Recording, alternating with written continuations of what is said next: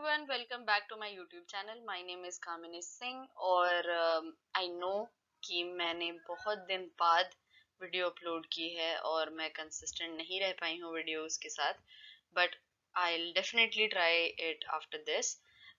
आज हम डिस्कस करने जा रहे हैं क्लास 7th का साइंस का सैम्पल पेपर जो कि DOE की तरफ से आया है. हम वो वाला सैम्पल पेपर डिस्कस करेंगे और आज की वीडियो में हम इसका सेक्शन A डिस्कस करेंगे जिसमें कि सिर्फ 1 मार्क के क्वेश्चंस हैं. तो without wasting any time let's start the video.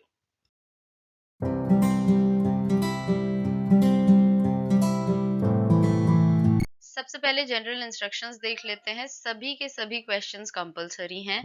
A, B, C sections हैं इस पेपर में और A सेक्शन में आपको मल्टीपल चॉइस क्वेश्चन या फिर एक वर्ड या फिर एक लाइन के क्वेश्चंस मिल जाएंगे जिनके आंसर्स एक लाइन के होंगे. B सेक्शन में आपको शॉर्ट और लॉन्ग आंसर क्वेश्चंस मिलेंगे और C सेक्शन में आपको कॉम्पिटेंसी बेस्ड क्वेश्चंस मिलेंगे.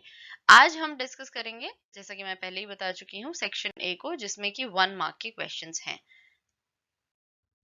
Question number 1, only fully green leaves can synthesize food for plants. यानी कि केवल पूरी तरह से जो हरी पत्तियां होती हैं वो ही केवल भोजन का संश्लेषण कर सकती हैं या फिर खाना बना सकती हैं. तो हमें पता है कि पौधे फोटोसिंथेसिस या फिर प्रकाश संश्लेषण द्वारा अपना खाना बना सकते हैं, राइट. और अब ये हमसे कह रहा है कि सिर्फ पूरी हरी पत्तियां, लेकिन ये बात सही नहीं है क्योंकि कुछ रेड कलर की पत्तियां, ब्लू कलर की पत्तियां या फिर येलो कलर की पत्तियां भी ऐसे प्लांट्स भी होते हैं जिनमें ये पत्तियां होती हैं और वो भी अपना खाना बना सकते हैं क्योंकि उनमें भी कुछ अमाउंट में क्लोरोफिल प्रेजेंट होता है. तो ये जो सेंटेंस है ये क्या हो जाएगा, असत्य हो जाएगा या फिर फॉल्स हो जाएगा. नेक्स्ट क्वेश्चन देखते हैं.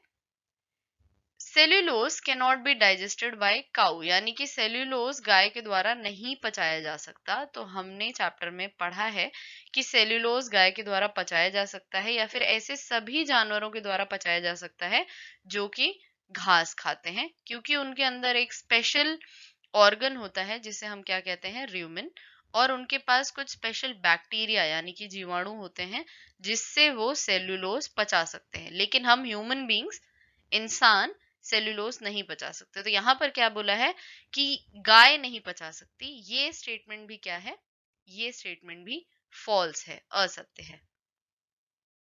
Next question, amoeba has saprotrophic mode of nutrition.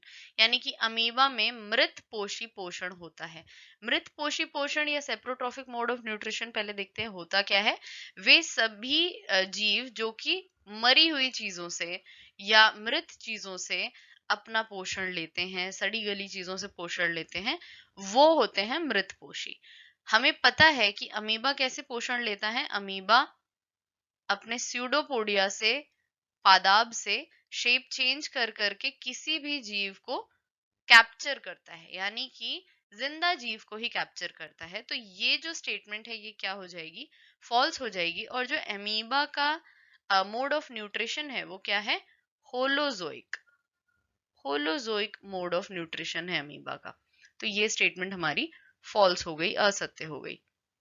Next, पित्त आमाशय में संचित होता है, यानी कि the bile is stored in stomach.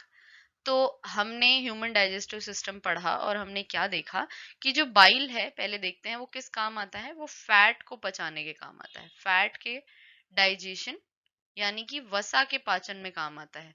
तो वसा के पाचन में काम आता है, लेकिन ये स्टोर कहाँ होता है, ये स्टोर होता है गॉल ब्लैडर में, यानी कि पित्त की थैली में ही पित्त संचित होता है. तो ये स्टेटमेंट भी क्या हो जाएगी, ये है हमारा लिवर जहां पर ये बनता है. ठीक है, बाइल बनता कहाँ है, ये बनता है लिवर में. और स्टोर कहाँ पर होता है, स्टोर होता है गॉल ब्लैडर यानी कि पित्त की थैली में. तो ये स्टेटमेंट जो है, the bile is stored in stomach, ये फॉल्स है, असत्य है. नेक्स्ट क्वेश्चन, मेरी go round swing is an example of periodic motion. यानी कि मेरी गो राउंड जो है आवर्त गति का एक उदाहरण है, ये हमारी स्टेटमेंट है. अब देखिए मेरी गो राउंड पहले तो देखते हैं होता क्या है। इस तरीके से जो मेले में झूले आप लोगों ने देखे होंगे, इन घोड़ों पर आप बैठते हैं और ये राउंड में इस तरीके से घूमता है। तो ये किसका उदाहरण हुआ? ये हुआ सर्कुलर मोशन का उदाहरण। सर्कुलर यानी कि वर्तुल गति का उदाहरण हुआ हमारा मेरी गो राउंड। तो ये स्टेटमेंट हमारी क्या हो गई? ये स्टेटमेंट हमारी हो गई फॉल्स यानी कि असत्य। नेक्स्ट नेक्स्ट देखिए, अभी तक हम सारे ट्रू फॉल्स देख रहे थे, अभी आ गया है फिल इन द ब्लैंक्स। ठीक है, ये सारे के सारे क्वेश्चन कितने मार्क्स के हैं? ये 1 मार्क के क्वेश्चंस हैं। Amino acids are formed after the digestion of dash component of food. अब कंपोनेंट्स ऑफ फूड पहले देख लेते हैं कौन कौन से हैं। मेजर जो कंपोनेंट है, प्रोटीन, कार्बोहाइड्रेट और फैट। ठीक है, प्रोटीन को प्रोटीन ही कहते हैं हिंदी में, कार्बोहाइड्रेट को कार्बोहाइड्रेट, फैट को क्या कहते हैं? वसा।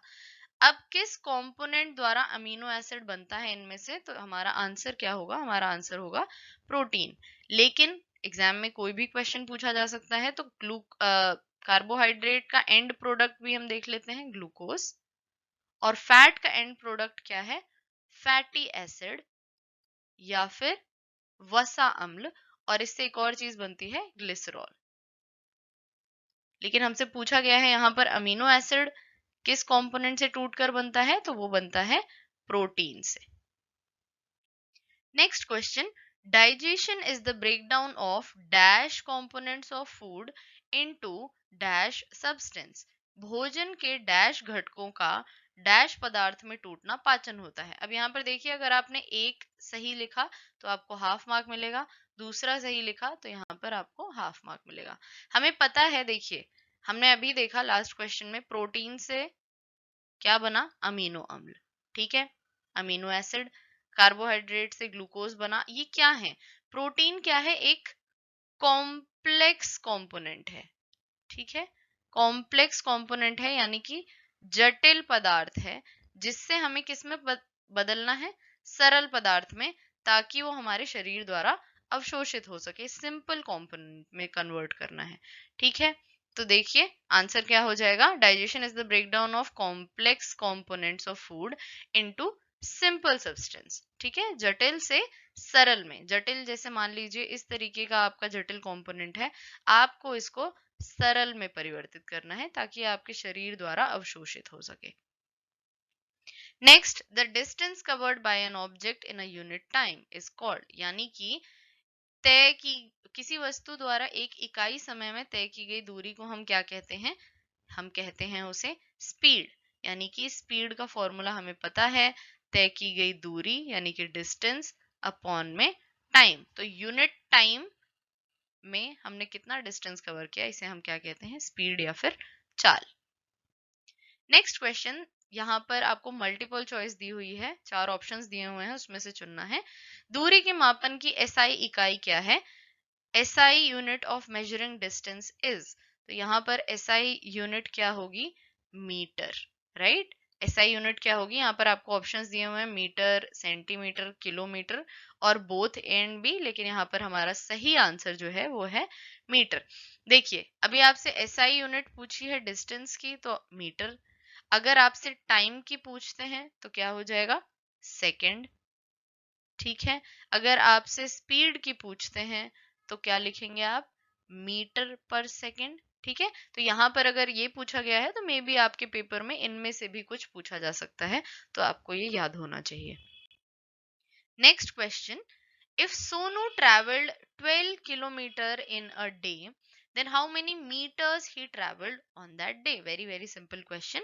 यदि सोनू एक दिन में 12 किलोमीटर चलता है तो वो कितनी मीटर चला है? तो हमें इसके लिए क्या पता होना जरूरी है? 1 किलोमीटर में कितने मीटर होते हैं? 1 किलोमीटर में 1000 मीटर होते हैं। तो 12 किलोमीटर में कितने मीटर होंगे? 12 किलोमीटर में होंगे, हम इसको 1000 से गुणा कर देंगे तो क्या आ जाएगा हमारे पास? 12,000 मीटर। तो एक दिन में सोनू ने कितना चला? 12,000 मीटर। जितना भी आपको किलोमीटर दिया हुआ है उससे आपको क्या करना है? 1000 को गुणा करना है। यदि ये चीज ऑलरेडी मीटर में दी होती, फॉर एग्जाम्पल आपको दिया होता कि 14,000 मीटर चला है कोई व्यक्ति एक दिन में, तो वो कितने किलोमीटर चलेगा? तो आप क्या करते? 14,000 से 1000 को डिवाइड करते, आपका आंसर क्या आता? 14 किलोमीटर। यानी कि आपको ध्यान क्या रखना है, किलोमीटर का जो आंसर होगा वो क्या होगा? छोटा होगा, और जो मीटर का आंसर होगा वो कैसा होगा? बड़ा होगा। ठीक है। Next question, convert 60 kilometre per hour into metre per second. देखिए अभी हमने सीखा 1 किलोमीटर में 1000 मीटर होते हैं। ठीक है। अब हम देख लेते हैं 1 घंटे में, 1 आवर में कितने सेकंड, यहाँ मीटर पर सेकंड में कन्वर्ट करना है, तो 1 घंटे में कितने सेकंड होते हैं? 3600 सेकंड। ठीक है, यानी कि 3600 सेकेंड्स। अब हमसे पूछा है 60 किलोमीटर पर आवर को हमें कन्वर्ट करना है मीटर पर सेकेंड में, तो हम क्या करेंगे? 60 मल्टीप्लाइड बाय 1000 अपॉन 3600, राइट। अब जीरो काट लेते हैं पहले, ये जीरो से जीरो कट गया, ये जीरो से जीरो कट गया। ठीक है, यहाँ पर 6 जा 36 होता है, तो ये क्या आ जाएगा? 100 अपॉन 6। हमारा आंसर क्या आ जाएगा? देख लेते हैं यहाँ पर, 100 डिवाइडेड बाई 6, 6 1 जा 6, माइनस करेंगे तो क्या आएगा? 4, ये आ जाएगा नीचे। 6 जा 36 माइनस फिर से 4, यहाँ पर हम पॉइंट लगाएंगे, जीरो बढ़ाएंगे, फिर से 6 जा 36। ठीक है, तो हमारा आंसर क्या हो जाएगा? 16.6। क्वेश्चन क्या पूछा था? मीटर प्रति सेकंड में कन्वर्ट करना है, तो मीटर पर सेकंड। ऐसे ही आपको कोई भी वैल्यू दी होगी, यहाँ पर कोई भी वैल्यू दी हो तो आप उसको, x वैल्यू दी हुई है मान लीजिए, तो आप उसको 1000 से मल्टीप्लाई करके 3600 से गुणा कर देंगे। इस तरीके से आपका आंसर जो किस में आ जाएगा? मीटर प्रति सेकंड में। Next question, is Cuscuta plant an autotroph, यानी कि क्या अमरबेल का पौधा एक स्वपोषी है? कारण बताइए, गिव रीजन। देखिए ऑटोट्रॉफ क्या होता है ये पहले हमें पता होना चाहिए। स्वपोषी क्या होते हैं? वे पौधे जो अपना खाना, या वे जीव जो अपना खाना फोटोसिंथेसिस या प्रकाश संश्लेषण द्वारा स्वयं बना सकते हैं। ठीक है, तो क्या अमरबेल अपना खाना स्वयं बना सकता है? अब ये फोटोसिंथेसिस के लिए हमें चाहिए क्या क्या है? हमें चाहिए है क्लोरोफिल, हमें चाहिए पानी, हमें चाहिए है कार्बन डाइऑक्साइड, और हमें चाहिए है सन के लाइट। ठीक है, तो देखिए सन की लाइट तो सभी पौधों को मिल सकती है, CO2 भी एटमॉस्फेयर में है, तो ये भी मिल सकता है, पानी भी मिल सकता है, लेकिन क्या अमरबेल में क्लोरोफिल होता है? तो अमरबेल कुछ इस तरीके का दिखता है। ये जो येलो कलर का आपको दिखाई दे रहा है ना, ये अमरबेल है, और इसमें क्लोरोफिल नहीं होता है, तो ये अपना खाना स्वयं नहीं बना सकता। इसीलिए हम इसको ऑटोट्रॉफ यानी कि स्वपोषी नहीं कह सकते। तो हम इसका आंसर कैसे लिखेंगे? Cuscuta plant is not an autotroph as it can not prepare its own food by photosynthesis. अमरबेल अपना खाना प्रकाश संश्लेषण द्वारा नहीं बना सकता, इसलिए अमरबेल एक स्वपोषी पौधा नहीं है। ठीक है, ये 1 मार्क का क्वेश्चन था, एक सेंटेंस में ही आपको आंसर लिखना है। Next question, which gas is taken up by the plant from the atmosphere during day time. ऐसी कौन सी गैस है जो कि वातावरण से दिन में पौधे द्वारा ली जाती है? तो हमने फोटोसिंथेसिस या प्रकाश संश्लेषण के टाइम पर दो गैसेस के बारे में पढ़ा है, एक ऑक्सीजन और एक कार्बन डाइऑक्साइड।